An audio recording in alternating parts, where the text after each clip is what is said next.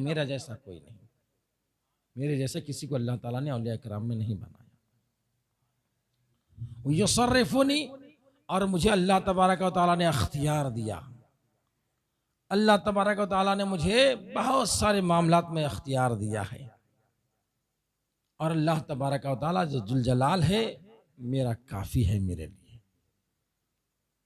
और आला हजरत इमाम इश्क मोहब्बत काते कुफ्र दलालत माही बिदात इमाम अहमद रज़ा ख़ान हम सब की पहचान इरशाद फरमाते हैं कि कसमें दे दे के खिलाता है तुझे, कसमें दे दे के खिलाता है तुझे, प्यारा अल्लाह तेरा चाहने वाला तेरा, प्यारा अल्लाह तेरा चाहने वाला तेरा। यानी हजरत गौसे आज़म अगर नहीं खाते तो अल्लाह ताला कसमें दे के खिलाता है, ऐ अब्दुल कादिर मेरी कसम तुम खाओ, मेरी कसम है तुझे, तुम खाना है तुम्हें खाओ पियो। कसमें दे दे के रब खिला रहा है अपने महबूब अब्दुल कादिर जिलानी को। और प्यारा अल्लाह तेरा और चाहने वाला भी तेरा। तू अल्लाह का प्यारा है और अल्लाह तेरे लिए भी प्यारा है, और अल्लाह तेरा चाहने वाला है, तू अल्लाह का चाहने वाला है। तूने चाह चाह कर अल्लाह तबारक व तआला को इतना करीब कर लिया, अल्लाह से इतना करीब हो गया, इतना करीब हो गया, इतना करीब हो गया कि अब आपका भरोसा, आपका यकीन इतना मजबूत हो गया, इतना पत्थर की चट्टान की तरह मजबूत और मुस्तहकम हो गया भरोसा आपका कि मैं जो कहूँगा मेरे रब की बारगाह में मेरा रब मुझे वो अता फरमा देगा। मैं जो चीज़ के बारे में अर्ज कर दूंगा अल्लाह ताला मुझे वो अता फरमा देगा, वो काम कर देगा जिस काम के लिए कहूँगा। जिसकी मदद करने के लिए मैं रब की बारगाह में अरीज़ा पेश कर दूंगा, परवरदिगार मेरी उस अरीज़ा को रद्द नहीं करेगा बल्कि उसमें कामयाबी अता फरमाएगा, उसको पूरा फरमाएगा। ये है। ऐसे बहुत सारे अशार हुजूर सैयद आला हज़रत ने लिखा, बहुत सारे अशार उर्दू में भी है, आपकी फ़ारसी में भी है, अरबी में भी है, बहुत सारे अशार हैं। हज़रत मोहतरम हज़रत इमाम अहमद रज़ा ख़ान फ़ाज़िल बरेलवी, आपका भी मकाम बहुत बुलंद है। अल्लाह ताला ने आपको बहुत ऊंचा मकाम अता फरमाया। मैं ज़्यादा इसकी तफसील में जाना नहीं चाहता हूँ, बारहा हज़रत इमाम अहमद रज़ा ख़ान के ताल्लुक़ से आप लोग सुनते रहते हैं। बस इतनी चीज़ ये महफ़िल गौसे आज़म में वजाहत करना चाहता हूँ कि आप नाइब गौसे आज़म हैं, आप नाइब गौसे आज़म हैं। मैं नहीं कह रहा हूँ, बल्कि आरिफ बिल्लाह अपने वक्त के वली हज़रत पीर जमात अली शाह पाकिस्तान के, हज़रत पीर जमात अली शाह पाकिस्तान के, वो फरमाते हैं कि मैं एक मरतबा गौसे आज़म को ख्वाब में देखा।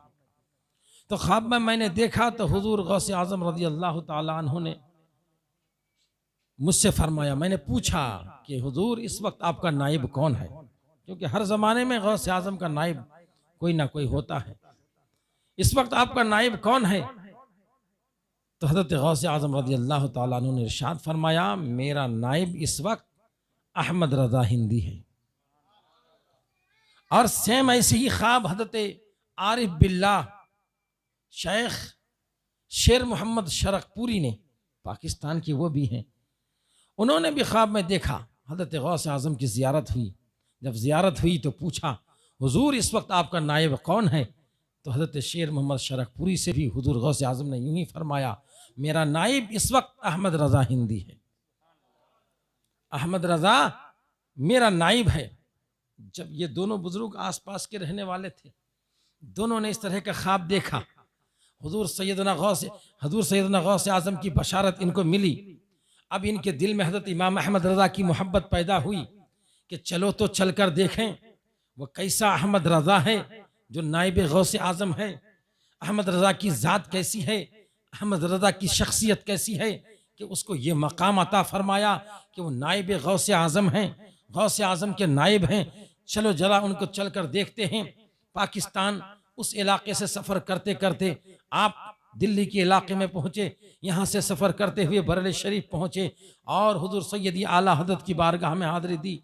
मुलाकात हुई, बातचीत हुई, गुफ्तो शुनीद हुई, अपना ख्वाब भी बताया और फिर ये दोनों बुजुर्ग घर गए और घर जाने के बाद वहाँ ऐलान किया, हम इमाम अहमद रज़ा खान रज़ी अल्लाह ताला अन्हु की बारगाह में गए, हमने देखा इमाम अहमद रज़ा के मकाम को, हमने सुना उनके मकाम को, हमने समझा उनके मकाम व अज़मत को, हमने ये देखा पर्दे के उस पार से आकाए दो जहां जनाब मुहम्मदुर रसूलुल्लाह सल्लल्लाहु ताला अलैहि वसल्लम इनको बता रहे हैं और पर्दे के उस पार से ये सुनकर हमें बता रहे हैं।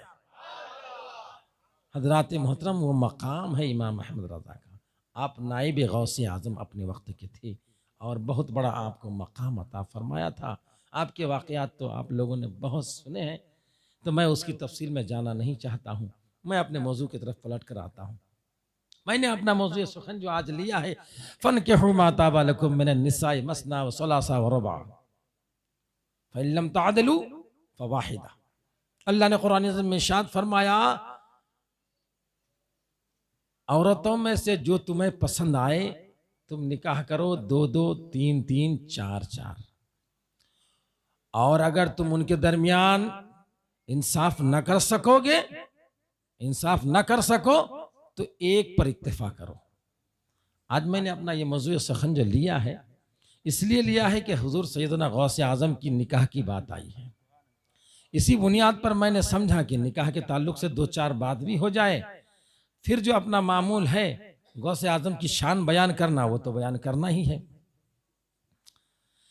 तो अल्लाह तबारक व तआला ने कुरान में इरशाद फरमाया, तुम 4 तक निकाह कर सकते हो, मगर ये है कि सबके दरमियान इंसाफ करना, किसी को किसी तरह की कोई तकलीफ न देना, चाहे माली एतबार से हो चाहे मोहब्बत के एतबार से हो।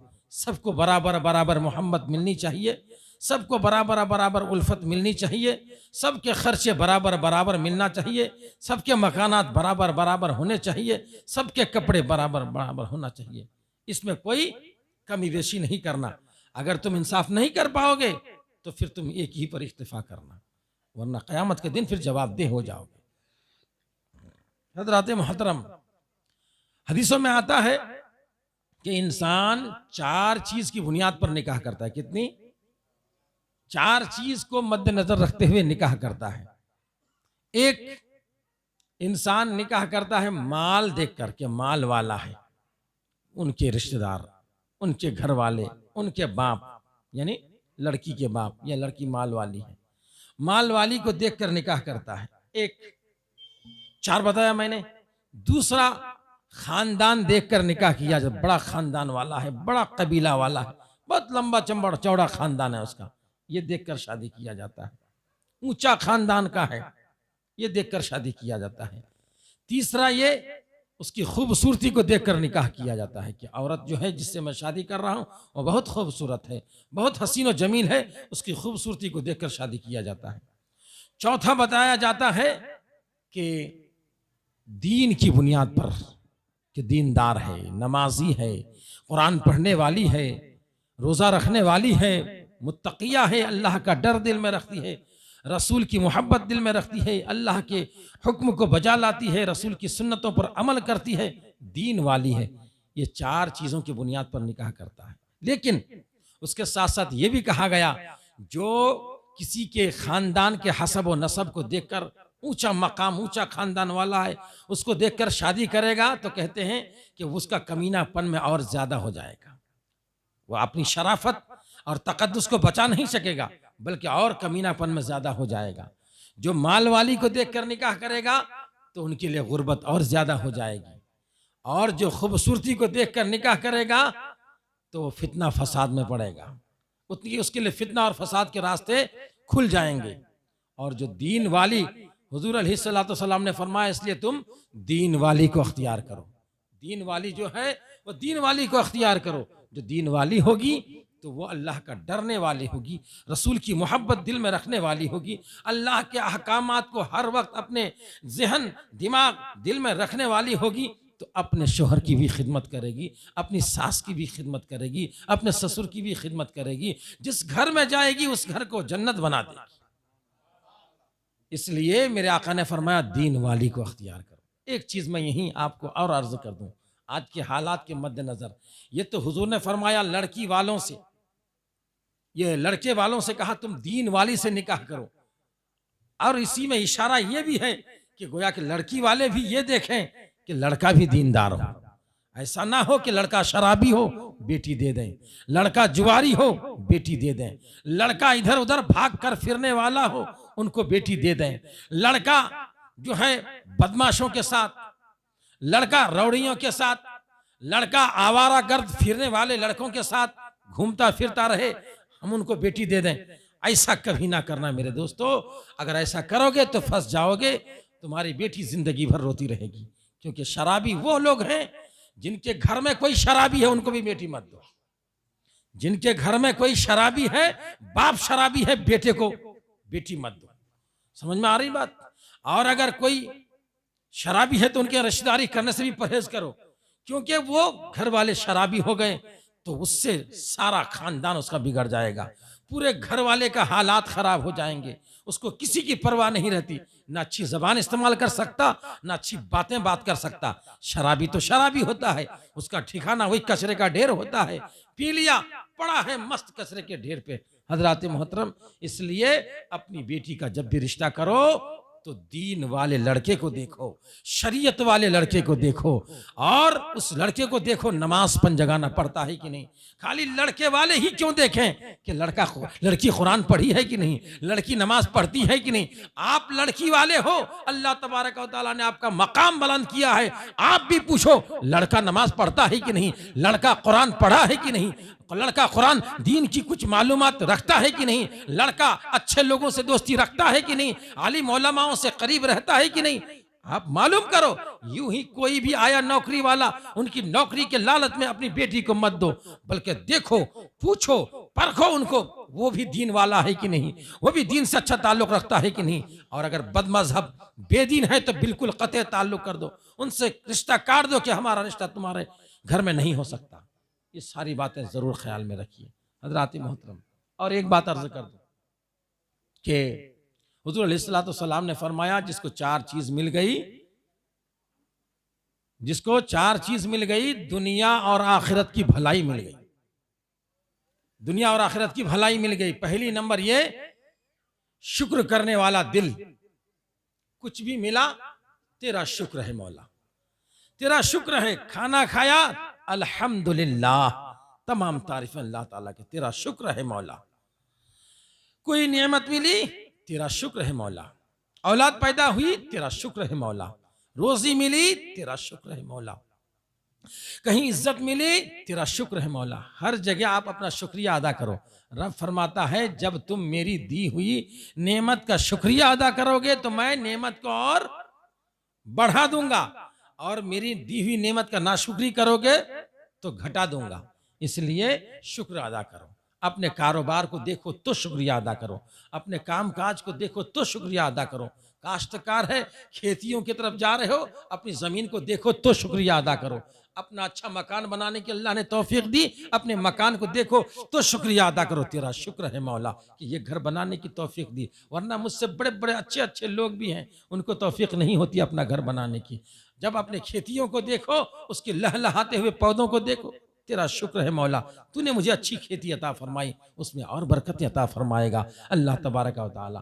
तो शुक्र करने वाला दिल जिसके पास है वह दुनिया में भी कामयाब, आखिरत में भी कामयाब है। उसके बाद जबान शुक्र, यह जिक्र खुदा से तर रहने वाला, आपकी जबान हमेशा तर रहने वाली होनी चाहिए। कलमा आपकी जबान पे होना चाहिए, तस्बीह आपकी जबान पे होना चाहिए, सुभान अल्लाह, अल्हम्दुलिल्लाह, अल्लाहु अकबर आपकी जबान पर होना चाहिए। घर से निकलो तो एक बार बिस्मिल्लाह पढ़ लो, कलमा पढ़ लो, पता नहीं कहाँ जिंदगी की शाम हो जाए। इसलिए जब घर में दाखिल हो तो भी एक बार कलमा पढ़ लो, बिस्मिल्लाह पढ़ लो। इसी तरीके से कोई काम शुरू करो तो बिस्मिल्लाह पढ़ लो। हजरात मोहतरम, इस तरीके की जब आप आदत बनाएंगे तो आपकी आदत बन जाएगी। आपकी जबान हमेशा अल्लाह के जिक्र से तर रहेगी। बिस्मिल्लाह को आपने क्या समझा है? बिस्मिल्लाह कोई मामूली चीज नहीं है, बल्कि सारी किताबों को जमा किया गया कुरान के अंदर। सारे कुरान, सारे सहीफों को जमा किया गया किसमें है? कुरान के अंदर। और सारी किताबों की जामियत जमा किया गया किसके अंदर? अलहम्द शरीफ के अंदर। और पूरे अलहम्द शरीफ को जमा किया किसके अंदर? बिस्मिल्लाहिर्रहमानिर्रहीम के अंदर। और पूरी बिस्मिल्लाह को जमा किया गया किसमें? बिस्मिल्लाह के बा में। और उस बा का माना होता है बी काना व मा काना, बी यकुन व मा यकुन। जो कुछ हुआ मुझ ही से हुआ, और जो कुछ होगा मुझ ही से होगा। इस बिस्मिल्लाह की सारी कायनात बिस्मिल्लाह के बा में सिमटी हुई है। सारी कायनात बिस्मिल्लाह के बा में सिमटी हुई है हजरात मोहतरम। और मेरे आका फरमाते हैं कि बिस्मिल्लाहिर्रहमानिर्रहीम को लिखने में जब सबसे पहले कलम को हुक्म दिया तो कलम ने लिखा, तो बिस्मिल्लाह को लिखा कितने साल में? 900 साल लगा दिए सिर्फ बिस्मिल्लाहिर्रहमानिर्रहीम को लिखने में। 900 साल लगे। कलम को अल्लाह ने पैदा फरमाया लिख। जब लिखने का हुक्म हुआ तो कलम ने अर्ज किया, परवरदिगार क्या लिखूं? कहा लिख बिस्मिल्लाहिर्रहमानिर्रहीम। जब बिस्मिल्लाहिर्रहमानिर्रहीम लिखना शुरू किया, लफ्ज बिस्मिल्लाह लिखा, अल्लाह का नाम आया, तो खशियत इलाही से कलम का जो निब होता है सामने का, वो शक हो गया, फट गया, पड़ा रहा यूं ही बरसों।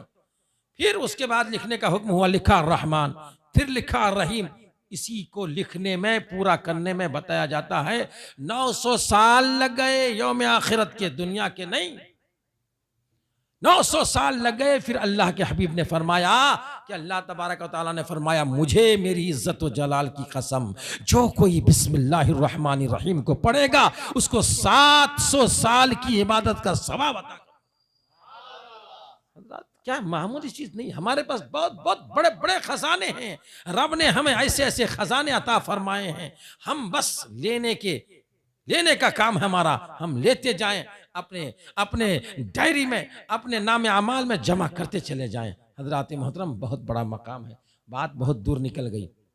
मैं अर्ज कर रहा था, शुक्र करने वाला दिल और जबान ऐसी हो जो जिक्र खुदा से तर रहे। हमेशा आपकी जबान में अल्लाह का नाम रहे, अल्लाह का शुक्र अदा करते रहे। और उसके बाद सब्र करने वाला बदन। तकलीफ पहुंची कुछ, सब्र कर लिया, अल्लाह तू सब्र दे मुझे, तेरा शुक्र है। छोटी सी तकलीफ पहुंची, चोट लग गई, कोई परेशानी हुई, कोई जिस्म का आज़ो कटा, कुछ भी हुआ, उसमें सब्र कर लेना, गिला शिकवा नहीं करना, मेरा ये हुआ, मेरा वो हुआ, गिला शिकवा नहीं करना, सब्र कर लेना। चौथी बात मेरे आका ने फरमाई कि ऐसी बीवी जिसे मिल जाए, ऐसी बीवी जो अपनी नफ्स में यानी अपने आप पर और अपने शौहर के माल पर बुराई ढूंढने वाली ना हो। बुराई ढूंढने वाली ना हो यानी अपने आप को बुराई से महफूज रखे, अपने आप को हर गुनाहों से महफूज रखे, और साथ साथ शौहर के माल में बुराई ना ढूंढे। मतलब ये है, शौहर माल वाला है तो उसके माल से जो है गुनाह का काम ना करे। उसके माल से, क्योंकि माल जब होगा तो गुनाह का काम करते हैं ना। चलो फिरने के लिए चले गए यहाँ वहाँ, फजूल खर्ची और बेकार में पैसे खर्चा करके गुनाह का काम, बहुत सारे ऐसे काम है करने वाले जो करते हैं। तो ऐसी बीवी जिसको मिल गई तो ये चार काम हो गए, जबान, शुक्र करने वाला दिल, जिक्र करने वाली जबान, और सब्र करने वाला बदन, और ऐसी बीवी जो शौहर के माल में और अपने नफ्स में हिफाजत करे। फरमाते हैं मेरे आका, उसको दुनिया की भी दौलत मिल गई और आखिरत की भी दौलत मिल गई। हज़रात मोहतरम, एक मरतबा दुरूद पाक पढ़िए, अल्लाहुम्मा सल्ली अला सय्यिदना मौलाना मुहम्मदिन बारिक वसल्लम, सलातु व सलामुन अलैका या रसूलल्लाह, सलातु व सलामुन अलैका या हबीबल्लाह, सल्लल्लाहु तआला अलैहि वसल्लम। हज़रत अब्दुल कादिर जिलानी रज़ियल्लाहु तआला अन्हु से पूछा गया कि हुजूर, आपने क्यों कर शादी किया, आपने क्यों कर निकाह किया, कैसे आपने निकाह किया? हज़रत गौस आज़म अब्दुल कादिर जिलानी फरमाया कि मैं निकाह करने में तरद्दुद कर रहा था, सोच फिक्र कर रहा था, डर रहा था कि मैं निकाह करूं, और निकाह करूंगा तो मैं जो जिक्र खुदा में महवे रहता हूं, जिक्र खुदा में मशगूल रहता हूं, तो कहीं ऐसा ना हो कि मेरे जिक्र करने में कुछ कमी हो जाए। उस वक्त में जो अब मैं शादी करूंगा, मैं निकाह करूंगा, तो मैं टाइम उधर भी दूंगा, वक्त उधर भी दूंगा। तो मेरे इस वक्त में जो मैं जिक्र इलाही में रहता हूं, मेरा इसमें कहीं टाइम में कमी ना पड़ जाए, जिक्र में कुछ कमी ना हो जाए, मेरी इबादत और रियाजत में कुछ कमी ना हो जाए, इसी सोच फिक्र में था। तो फिर मुझे अल्लाह के रसूल सल्लल्लाहु ताला अलैहि वसल्लम की हाज़िरी हुई। अल्लाह तबारक व तआला के प्यारे रसूल ने मुझे शर्फ ज़ियारत से नवाजा और फरमाया, ऐ अब्दुल कादिर जिलानी निकाह कर। अब्दुल कादिर जिलानी निकाह कर। तो मैंने निकाह किया। अल्लाह तबारक व तआला ने मेरी निकाह में 4 बीवियां अता फरमाई। कितनी? 4 बीवियां अता फरमाई। लेकिन अल्लाह का फضل रहा, अल्लाह का फضل रहा, चारों बीवियां मेरी नेक थी, परहेजगार थी, मुत्तकिया थी, 5 वक्त नमाजी थी और अल्लाह का डरने वाली, रसूल से मोहब्बत करने वाली, माँ बाप का अदब करने वाली, शोहर का अदब एहतराम करने वाली थी। हर एतबार से वो अपने वक्त की मुत्तकिया थी। हजरात मोहतरम, उसके बाद फरमाते हैं कि जब मैंने निकाह किया, इतनी बीवियां मेरे होने के बावजूद मेरे जो जिक्र हुआ करता था अल्लाह ताला का, मैं जो जिक्र करता था उस जिक्र में कोई कमी नहीं आई। जैसा पहले जिक्र करता था, जैसा पहले अल्लाह के जिक्र में डूबा रहता था, जैसा पहले अल्लाह की मोहब्बत में डूबकर उनकी इबादत और रियाजत करता था, निकाह के बाद भी मेरा वही हाल था, उसमें कोई कमी नहीं आई। बताया जाता है हजरत अब्दुल रज़्ज़ाक आपके बेटे हैं, बताते हैं कि आपके 49 बच्चे थे, 49। कितने बच्चे थे आपके? 40 पर 9 बच्चे थे। समझ में आ रही बात? 40 पर 9 बच्चे थे। उनमें से 22 बच्चियां थी और 27 लड़के थे। लेकिन इतनी औलाद होने के बावजूद भी आप औलाद की मोहब्बत में घिर नहीं गए, औलाद की मोहब्बत में डूब नहीं गए, बल्कि अल्लाह की मोहब्बत को बजाय रखा। जैसी मोहब्बत, जैसी इबादत, जैसी रियाजत पहले थी, इतनी औलाद होने के बाद भी वही रियाजत, वही इबादत आपकी थी। और जो है फरमाते हैं, जब कोई बच्चा आपके घर में जन्म लेता तो उस बच्चे को आप गोद में उठाते और फरमाते ये बच्चा मुर्दा है। क्या फरमाते? ये बच्चा मुर्दा है।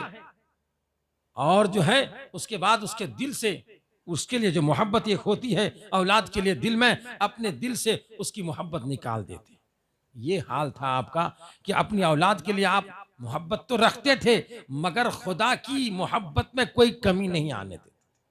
मोहब्बत ऐसी थी अपनी औलाद से, अपनी बीवी से, अपने रिश्तेदार से, कि अल्लाह की मोहब्बत जो दिल में, उसमें कोई कमी नहीं आने देते। हम ऐसा ना हो। हमारा क्या हाल है? हमको टाइम नहीं मिलता, नमाज का मौका आए, कोई और दीन का मसला है, टाइम नहीं मिलता। हजरत बच्चे हैं, क्या करेंगे? एक बच्चा लेकर लोग परेशान हो जाते हैं, टाइम नहीं मिलता, बीवी परेशान करके रखती है, तुम भी लो, मैं अकेले लेना, मैं अकेले ही इसको उठाना, अकेले ही बैठाना, ये सारे मामलात रहते हैं। हजरात मोहतरम, हम एक बच्चे की परवरिश नहीं कर सकते, एक बच्चे की अच्छी तरह से देखभाल नहीं कर सकते। गौसे आज़म ने 49 बच्चों की परवरिश की, 49 बच्चों की देखभाली की।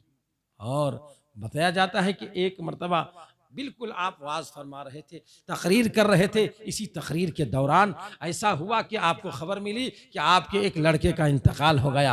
आपने टस से मस अपने अंदर कुछ होने नहीं दिया, तकरीर आप जारी रखे, बयान जारी रहा। उधर बच्चे को नहलाया गया, कफनाया गया और कफनाने के बाद आपके सामने हाजिर किया गया। तकरीर आपकी खत्म हुई, खड़े हुए और जनाजे की नमाज पढ़े बिला चूनू चरा, कोई रोना नहीं, कोई तकलीफ नहीं लिया इस मामले में। अल्लाह का था, परवरदिगार तूने दिया था, तूने ले लिया, कोई तकलीफ ना उठाई और कोई हुस्नो गलाम, हुस्नो मलाल अपने दिल में ना रखा, बल्कि अल्लाह के हवाले सब कर दिया। सारा मामलात अल्लाह के हवाले था हज़रत गौसे आज़म का। इसलिए दुनिया की कोई तकलीफ आपको कभी तकलीफ ना पहुंचाई, आपने उसको महसूस ही नहीं किया, बस अल्लाह के लिए हर काम करते रहे। एक मरतबा पाक पढ़े, अल्लाहुम्मा सल्ली अला मौलाना मुहम्मदिन बारिक वसल्लिम सलातो व सलाम अलैका या रसूलल्लाह सल्लल्लाहु तआला अलैहि वसल्लम। हज़रात मोहतरम, आपने गौसे आज़म की इस बात को सुनी, इतनी बीवियां होने के बावजूद, इतने बच्चे होने के बावजूद आपके जो दीनी काम थे उसमें कोई खलल नहीं आया। तो हम जब गौसे आज़म के ग़ुलाम हैं तो हमें भी चाहिए कि हम इसका ख्याल करें। बच्चों की मोहब्बत में इतना ना डूब जाएं कि हमारी नमाज छूट जाए। बच्चों की मोहब्बत में इतना ना डूब जाएं कि हमें झूठ बोलना पड़े। बच्चों की मोहब्बत में इतना ना डूब जाएं कि हमें हराम रोज़ी कमाना पड़े। बच्चों बीवी की मोहब्बत में इतना ना डूब जाएं कि हमें जो है गीबत करनी पड़े और गुनाह का काम करके रोज़ी कमाना पड़े। इसलिए मेरे दोस्तों, अपने आप को बचाओ हराम कमाई से, अपने आप को बचाओ झूठ से, अपने आप को बचाओ गलत चीज़ों से और हमेशा अपने आप को भगाओ अल्लाह के हुक्म की तरफ। अल्लाह ने जिस चीज़ का हुक्म दिया उधर ही दौड़ो। आपकी नमाज कज़ा नहीं होनी चाहिए आपकी औलाद के लिए कि बच्चे ने पेशाब कर दिया, बच्चे को मैं लेके बैठा था, नमाज का वक्त ख़त्म हो गया। ये सारी बातें कुछ नहीं सुनी जाएगी। ये सारे लोग, हमारी माँ और बहनें अगर ऐसी बातें पेश करेंगी कि बच्चा मेरा है, क्या करेंगे, पेशाब कर देता और जो है उसको लेना पड़ता है और मुझे वक्त नहीं मिलता, नमाज हमारी ख़राब हो जाती है। कल क़यामत के दिन अल्लाह तबारक व तआला हज़रत माँ हव्वा को पेश कर देगा और दूसरी दूसरी ऐसी खातून हैं जिसकी बहुत सारी पोते पोतरियाँ बेटे बेटियाँ हुई, उनको पेश कर देगा। इन्होंने नमाज कज़ा ना की, इनके इतने पोतरियाँ थी, इतने बेटे थे, हज़रत आदम के 39 बच्चे थे, उनकी नमाज कभी कज़ा नहीं हुई, उनको पेश कर दिया जाएगा। आपके पास कोई जवाब ना होगा। मेरे दोस्तों, मेरी माँ और बहनों, अपनी अपनी अपनी ख्याल करें, अपनी ज़िंदगी का ख्याल करें, अपनी आमाल में नेकियां ज़्यादा से ज़्यादा बटोर कर अपनी आखिरत को संवारने की कोशिश करें। हज़रात मोहतरम हज़रत गौस आज़म रज़ी अल्लाह ताला अन्हु के बारे में ज़िक्र है कि ये एक बुज़ुर्ग थे, हज़रत शेख अहमद जाम नाम के बुज़ुर्ग थे। हज़रत शेख अहमद जाम नाम के बुज़ुर्ग थे। ये बुज़ुर्ग ऐसे थे कि शेर पर सवार होकर के अपना सफ़र करते थे। शेर पर सवार होते थे और अपना सफ़र करते थे और सफ़र करके जिस इलाके में जाते थे उस इलाके वाले को कहते थे मेरे शेर के लिए गाय का इंतज़ाम कर दो। लोग गाय का इंतज़ाम कर दिया करते थे। जिस शहर में भी जाते थे उस शहर में शहर वाले को बोलते थे मेरे शेर के लिए एक गाय का इंतज़ाम कर दो। आखिरकार वो शहर वाले वो गाय का इंतज़ाम कर देते थे। इनके शेर का खुराक होता था वो। आखिरकार एक मरतबा ऐसा इत्तेफाक हुआ, हज़रत शेख अहमद जाम रज़ी अल्लाह ताला अन्हु एक ऐसे बुज़ुर्ग के पास पहुँचे और जब उस बुज़ुर्ग के पास पहुँचे तो बुज़ुर्ग के पास भी उन्होंने गाय मांग लिया कि मेरे शेर के लिए गाय का इंतज़ाम कर दिया जाए। अपना खादिम को भेज कर कहा तो उस बुज़ुर्ग ने गाय का इंतज़ाम तो कर दिया और साथ साथ ये भी कहा कि तुम बगदाद जाओ और जब बगदाद गौस आज़म अब्दुल कादिर की बारगाह में जाओगे तो तुम्हारे शेर की अच्छी खातिरदारी होगी, तुम्हारे शेर की अच्छी खातिर की जाएगी, लिहाजा वहाँ जाओ तो तुम्हारे शेर की अच्छी खातिरदारी होगी। वहाँ से फरमाते हैं कि उस दिन वो रुका और इस बात को सुनने के बाद बड़े जाहो जलाल के साथ, बड़े कर्रो फर के साथ, बड़ी शान और शौकत के साथ सुबह ही निकल पड़ा बगदाद के लिए। जब तुम मेरे शेर की खातिर और खिदमत होगी, देखता हूँ अपने दिल में ख्यालात आए होंगे ज़रूर। हाँ, और जो है बड़े जाहो जलाल के साथ निकला, बगदाद की तरफ रवाना हुआ। बगदाद पहुंचा, गौसे आजम की बारगाह में जब पहुंचा, हज़रत शेख अहमद जाम ने अपने खादिम को भेजकर गौसे आजम की बारगाह में कहलवा भेजा कि मेरा शेर जिस जगह जाता है मैं शेर पर सवार होकर जाता हूँ और मेरा शेर जहाँ भी जाता है उसके लिए एक गाय के उनके खुराक की ज़रूरत है, उनके लिए एक गाय का इंतज़ाम कर दिया जाए। गौसे आज़म की बारगाह में खबर लेकर आया उनका खादिम। हज़रत गौसे आज़म ने कहा कि ठीक है, उनके गाय का इंतज़ाम कर दिया जाएगा, जाकर उन्हें सुना दो, उनके गाय का इंतज़ाम कर दिया जाएगा। इधर गौसे आज़म रज़ी अल्लाह ताला अन्हु ने एक अपने खादिम को बुलाया कि एक गाय का इंतज़ाम पहले ही करके रखे थे, गाय का इंतज़ाम करके जो है शेर के लिए रवाना कर दिया गया। शेर के लिए जो ही गाय लेके जा रहा था आपका खादिम, तो आपके दरवाजे पर पड़ा हुआ पतला दुबला हड्डियां जिस्म में पड़ी हुई थी, पतला दुबला कुत्ता पड़ा रहता था जो आपके दरवाजे पर उस गाय के पीछे पीछे हो लिया, झूमता झामता हुआ वो कुत्ता भी उस गाय के पीछे चलने लगा। उस गाय को ले जाकर जब उस शेर के सामने रखा गया, शेर अपना शेराना अंदाज में, अपनी बहादुरी और ताकत के अंदाज तौर पर उस गाय के ऊपर हमला आवर हुआ और उसके ऊपर झपट पड़ा। जो ही झपट पड़ा, शेर ने हमला किया गाय के ऊपर।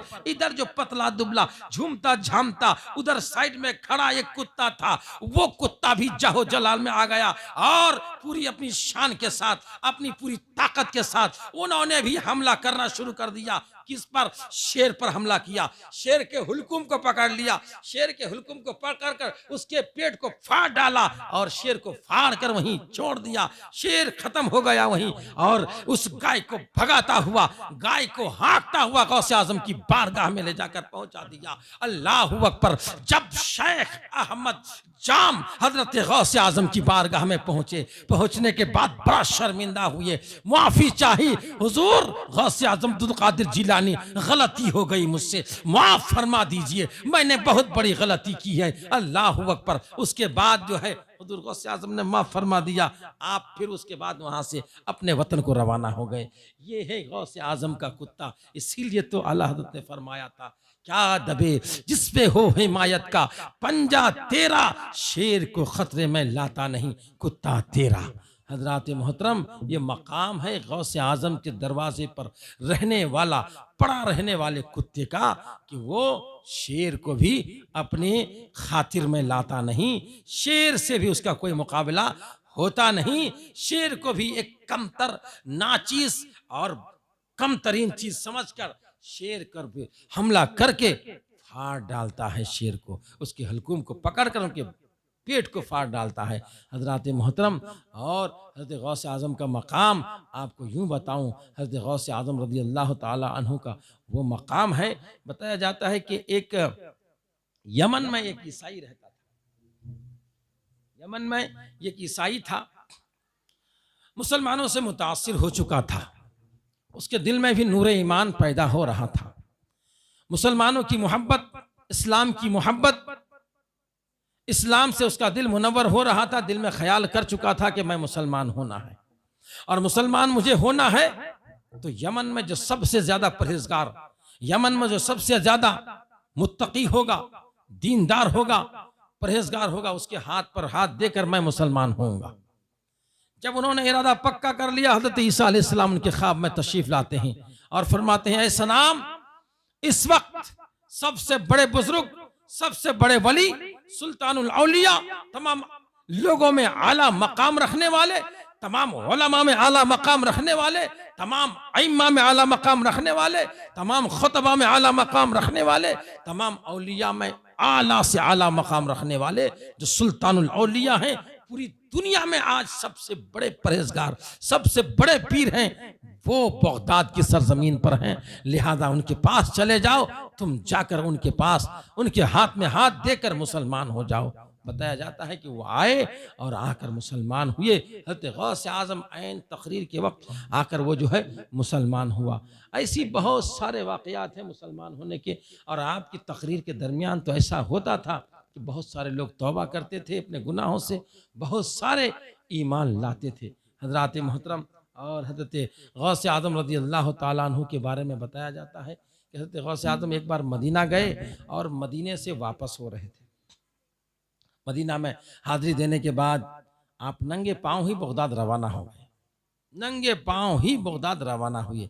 जो ही नंगे पांव बगदाद रवाना हुए तो पहले ज़माने में, तो आज के ज़माने में भी चोर है, डाकू है, पहले ज़माने में और ज़्यादा हुआ करता था। तो एक चोर मदीने के बाहर बगदाद के रास्ते में बैठा था कि कोई मुसाफिर आए तो उसका कुछ माल लूटा जाए, उसका सामान हाथ से छीना जाए।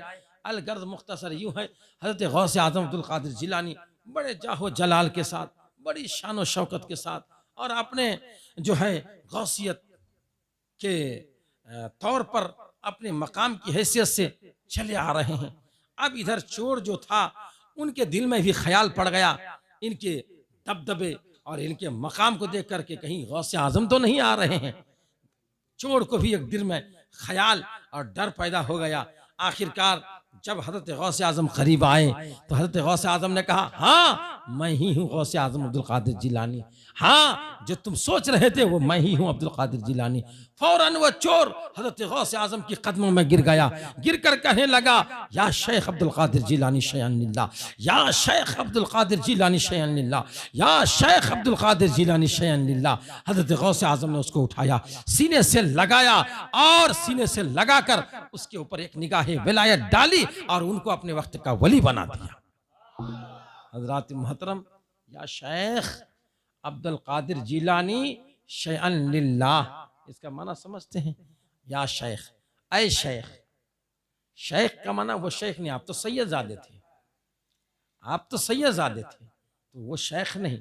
शेख कहा जाता है जो मकाम व मर्तबे में जो है बड़ा होता है, या जो है औलिया किराम को शेख के नाम से पुकारा जाता है, ऐसे कि जो बड़े मर्तबे वाले थे उनको शेख कहा जाता है। हाँ, तो या शेख, ऐ शेख अब्दुल कादिर, अब्दुल कादिर जिलानी, तो अब्दुल कादिर जिलानी वही नाम है। शयअन लिल्लाह, कोई शय हमें अता कर दीजिए अल्लाह के वास्ते।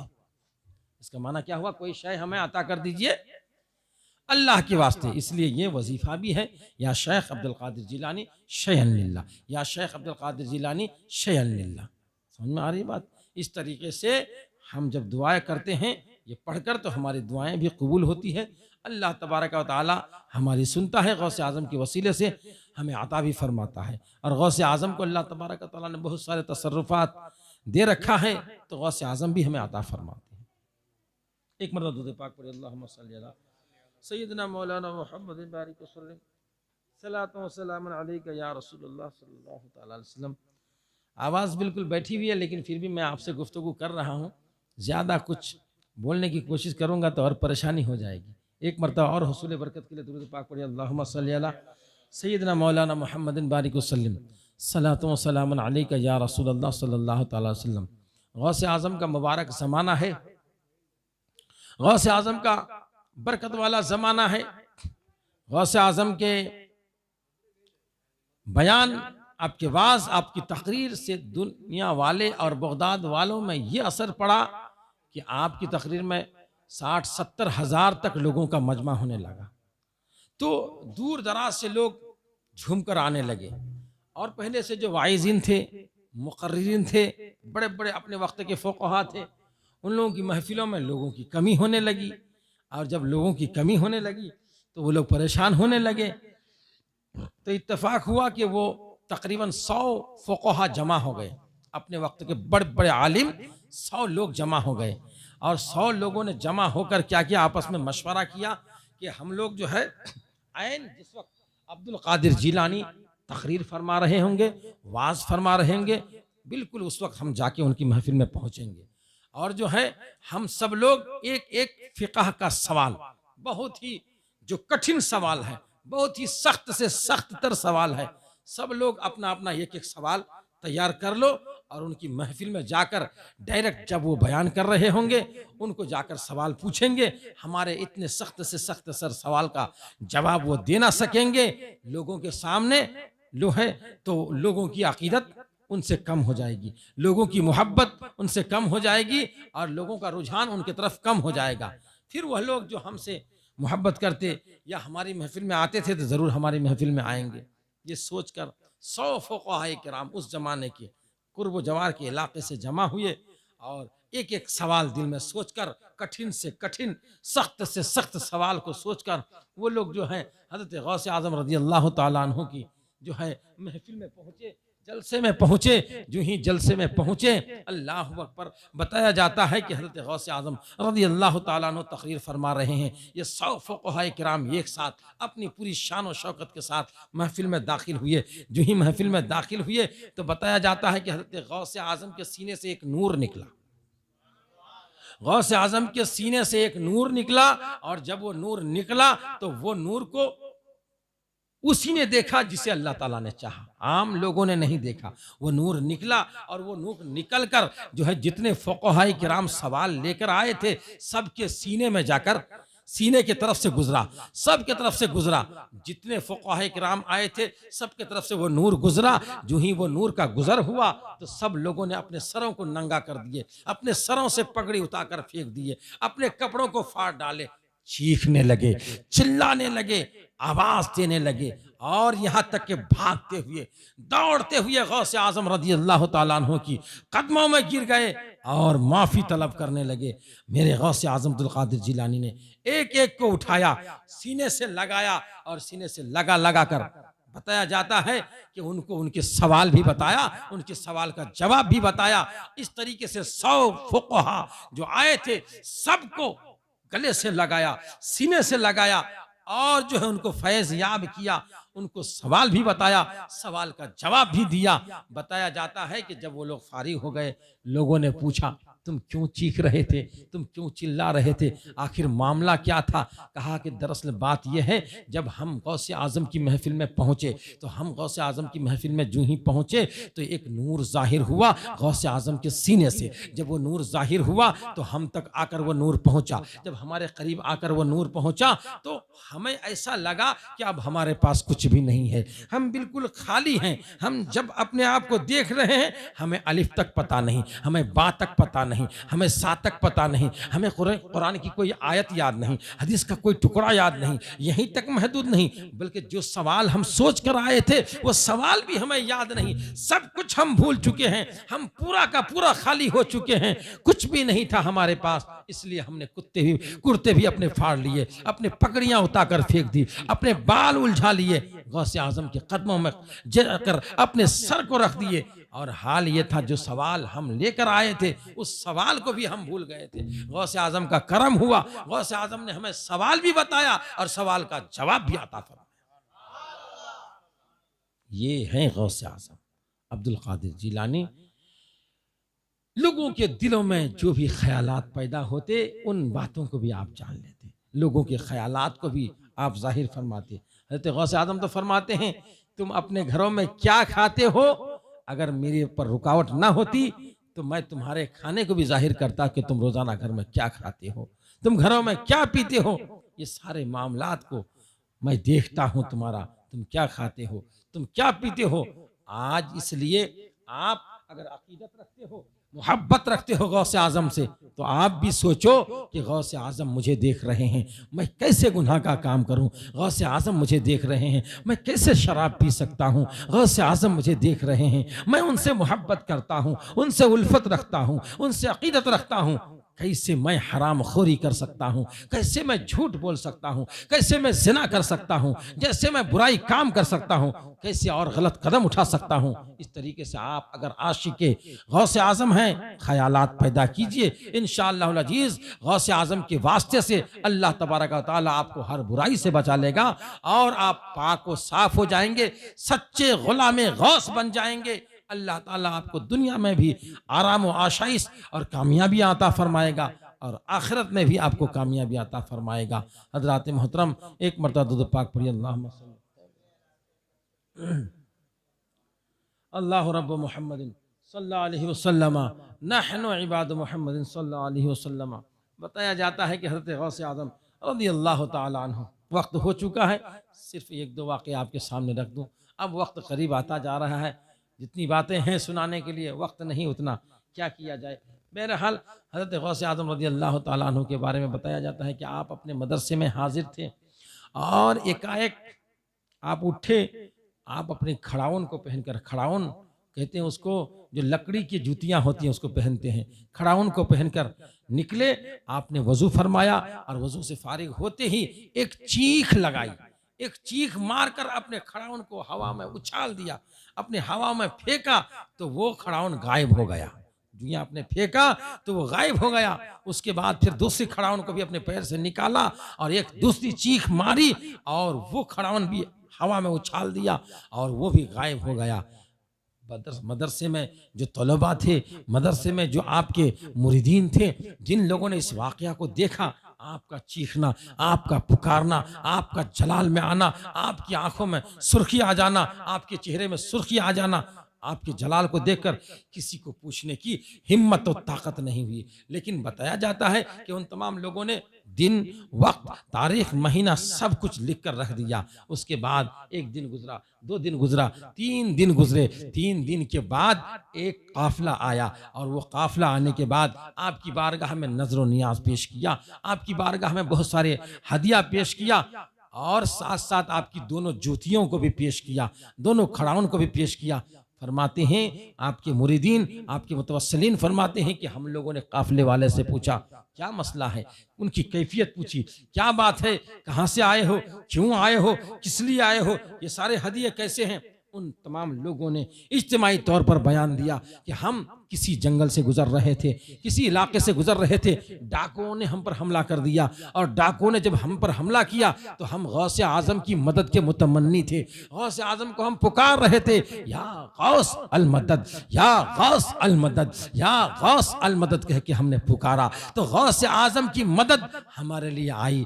आने की सूरत ये थी, हम जब लूटे जा रहे थे, डाकू हमें लूट रहे थे, हमें मार रहे थे, हमारे मालो मनाल को लूट रहे थे, एक चीख सुनाई दी, एक खतरनाक आवाज सुनाई दी जिससे सारे इलाके में एक सारा इलाका दहल गया। उस चीख से एक दूसरी चीख और सुनाई दी, उससे भी पूरा इलाका दहल गया। इसी बीच में 2 डाकू हमारे पास आए और आकर कहने लगे भाई तुम अपना माल लेकर जाओ और आओ मेरे साथ अपना माल लेकर जाओ। उसके बाद जो है सारे काफिला वाले मिलकर जब गए उनके जो है ठिकाने पे जहां वो माल जमा किए थे, जो ही गए तो क्या देखते हैं कि दोनों डाकू मरा हुआ पड़ा है और दोनों के सीने में वो दोनों खड़ावन पड़ा हुआ है। उन लोगों ने अपना माल लिया, अपना सामान लिया। लेने के बाद फरमाते हैं कि हम लोगों ने वहीं हदिया मुतय्यन कर लिया कि हजरत गौसे आजम की बारगाह में हमें हदिया पेश करना है। ये जो मदद हमें हुई गौसे आजम की तरफ से हुई है, गौसे आजम ने हमारी गायबाना इमदाद की है।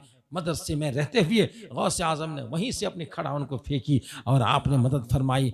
कहा कि हम उसी लिहाज से आए हैं और ये दोनों खड़ावन जो है हजरत ही के थे, हम लेकर आए हैं। ये सारा मामला ऐसा हुआ कि गौसे आजम को जिसने जहां से पुकारा उसकी मदद हुई। मेरे दोस्तों, मेरे बुजुर्गों, आप भी कभी परेशान हो जाओ, आप भी कभी मुसीबत में फंस जाओ, आप भी घरेलू नाचाकियों में फंस जाओ, आप खत्म कादिया कर लो, आप गौसे आजम के नाम से फातिहा दिला लो, आप अपना काम बिगड़ा हुआ काम जो बिगड़ा हुआ है उस काम के लिए खास तौर से दुआएं कर लो, खत्म कादिया कर लो। इंशाअल्लाह अजीज आपकी परेशानी दूर हो जाएगी, आपका बिगड़ा काम बन जाएगा, आपका जो काम बिगड़ चुका है वह सुधर जाएगा और आपकी दिल की मुरादें पूरी हो जाएगी। गौसे आजम को दिल से पुकारो, यकीन रखो वो जरूर हमारी मदद करेंगे क्योंकि वो गौस हैं मदद करने वाले। गौसे आजम बहुत बड़े मदद करने वाले, बहुत बड़े मदद करने वाले आप गौसे आजम हैं। गौसे आजम का खिताब जो है ये खुद गौसे आजम ने नहीं लिखा, किसी वली ने नहीं आपको ये खिताब दिया, किसी बुजुर्ग ने आपको ये खिताब नहीं दिया, किसी आलिम, किसी खतीब, किसी इमाम, किसी दूसरे वली ने नहीं दिया, बल्कि ये खिताब रब की तरफ से आपको था। गौसे आजम, गौसे आजम सबसे बड़े गौस उस इलाके के, इस दौर के, इस मुसलमानों के लिए, मोमिनों के लिए, दुनिया वालों के लिए आप बहुत बड़े गौस हैं। इसलिए अल्लाह तबारक व तआला, हकीकत में तो गौस अल्लाह तबारक व तआला मदद करने वाला, लेकिन अल्लाह ने अपनी ताकत से गौसे आजम को भी, अब्दुल कादिर जिलानी को भी गौसे आजम बनाया है। हजरात मोहतरम, इसलिए जब भी ज़रूरत पड़े उनको दिल से पुकारो, इंशाअल्लाह आपका काम बनेगा। ऐसे ही बताया जाता है कि हजरत गौसे आजम की बारगाह में आपका रिकाबदार, आपके साथ चलने वाला, उठने वाला, बैठने वाला, हजरत एक जहन से नाम उतर रहा है, बहरहाल आपके साथ रहने वाला, आपके मुरीदीन में से एक शख्स हाजिर हुआ, अर्ज करने लगा हुजूर कहत साली बगदाद में कई साल से चल रही है, बड़ा सख्ती के दिन गुजर रहे हैं, मैं कसीरुल अयाल हूँ, मेरे बाल बच्चे बहुत सारे हैं, कई दिन से घर में भूखा प्यासा हम लोग जो है गुजार रहे हैं, पानी पर सिर्फ गुजारा कर रहे हैं, हुजूर कुछ दुआ फरमा दीजिए। हजरत गौसे आजम ने आधा मन गेहूँ उठा कर दिया, गालिबन आधा मन गेहूँ 5 केजी होगा। आपने वो गेहूँ उठाकर दिया और वो गेहूँ उठाकर देने के बाद फरमाया ये गेहूँ ले जाओ, ले जाकर किसी डब्बे में रख देना, उसको सुराख कर देना, रोजाना जितनी ज़रूरत हो तुमको निकाल कर उसका आटा बनाकर रोटी पका कर खाते रहना। अल्लाहु अकबर। बयान किया जाता है कि आपके वो मुरीद उस गेहूं को ले गए, एक ऐसे डब्बे में डाल दिया और ऊपर से बंद कर दिया, उसका सुराख कर दिया। रोजाना जितना चाहता निकाल निकाल कर खाता, मेहमान आते उसको खिलाता, घर वालों को खिलाता, पूरे खानदान वाले खाते, कुछ कमी नहीं होती। एक दिन, 2 दिन, 3 दिन, 4 दिन, 1 महीना, 2 महीना, 1 साल, 2 साल, 5 साल तक खाता रहा।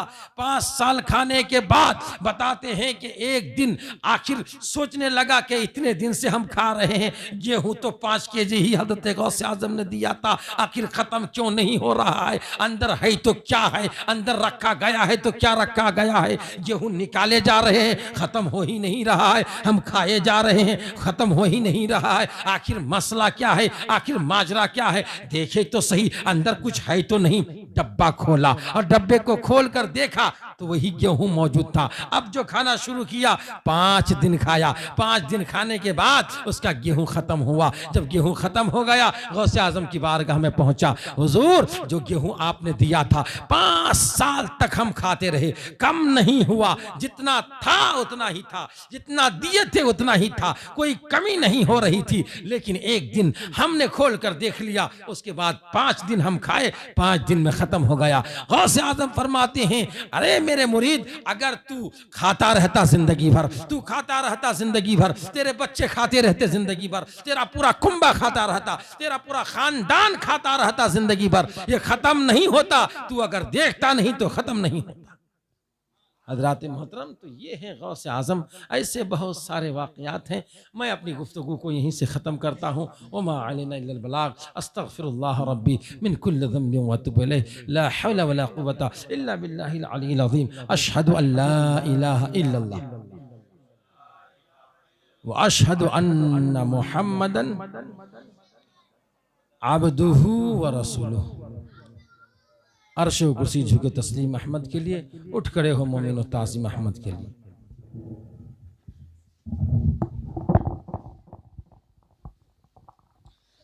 मुस्तफ़ा जाने रहमत पे लाखों सलाम, शम्ए बज़ में हिदायत पे लाखों सलाम।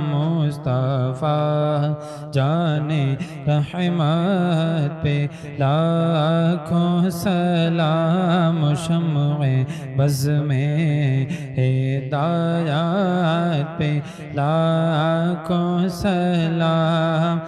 शहरे यारे इरम ताजदारे हरम, शहरे यारे इरम ताजदारे हरम। नौबहारे शफाअत पे लाखों सलाम। मुस्तफ़ा जाने रहमत पे लाखों सलाम, शम्ए बज़ में हिदायत पे लाखों सलाम।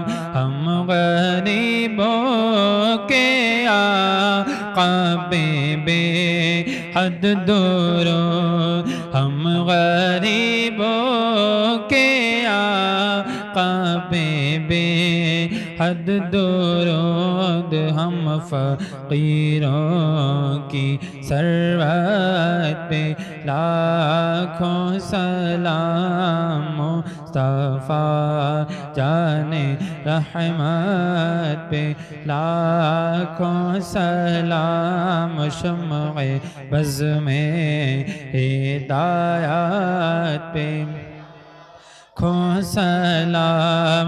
फ़ज़्ल-ए रब्बी से मुर्दों को ज़िंदा किया, एक अजूबा ज़माने को दिखला दिया।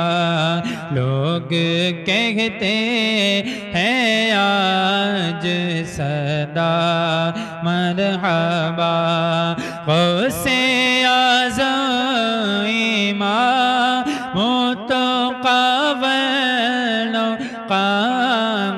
से आज़म इमाम मुत्तक़ा वन्नुक़ा जलवे शान कुदरत पे लाखों सलाम मुस्तफ़ा जाने रहमत पे लाखों सलाम शुम्ए बज़ में हिदायत पे लाखों सलाम जब चलूँ मैं दया रे हबीबे खुदा मुस्तफ़ा साथ हो और हामिद रज़ा मुस्तफ़ा साथ हो और अख्तर रज़ा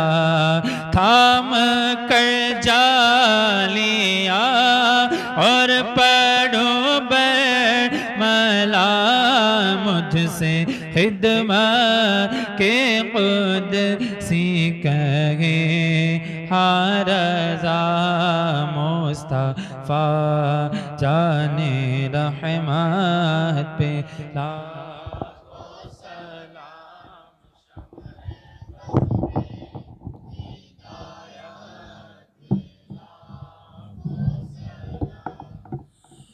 अस्सलातु वस्सलामु अलैका या रसूलल्लाह अस्सलातु वस्सलामु अलैका या हबीबल्लाह व अला आलिका